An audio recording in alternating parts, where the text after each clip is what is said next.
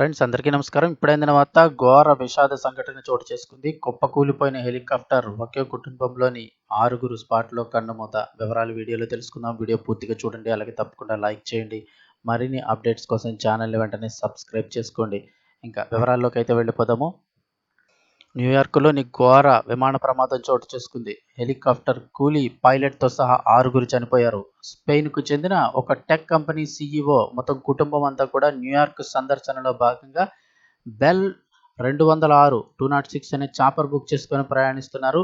Helicopter గాలిలో ఉండగానే వాతావరణం అనుకూలించకపోవడంతో సాంకేతిక సమస్యలు టెక్నికల్ ప్రాబ్లమ్స్ ఎదురయ్యి గాలిలోనే చక్కర్లు కొడుతూ న్యూయార్క్లోని హడ్సన్ నదిలో కూలిపోయింది. ఈ ప్రమాదంలో హెలికాప్టర్ యొక్క భాగాలు గాలిలోనే విడిపోయి వేరు చోట్ల పడిపోయాయి. హెలికాప్టర్ రోటర్ బ్లేడ్ విడిపోయి నదిలో పడిపోయింది. ప్రమాదానికి సంబంధించిన దృశ్యాలు ఇప్పుడు సోషల్ మీడియాలో వైరల్గా మారాయి. ఈ ఘటనపై సమాచారం అందుకున్న రెస్క్యూ టీం సహాయక చర్యలు ప్రారంభించారు. ఈ ప్రమాదంలో నీటిలో పడిపోయిన 6 బయటకు తీసుకుని వచ్చారు. అయితే ఇందులో 4 అక్కడికక్కడే మృతి చెందగా మరో 2 తీవ్ర గాయాలయ్యాయి. క్షతగాత్రులను రెస్క్యూ సిబ్బంది స్థానికంగా ఉన్న ఆసుపత్రికి తరలించారు. వారైతే చికిత్స పొందుతూ వారు కూడా ఆసుపత్రిలో మరణించారు.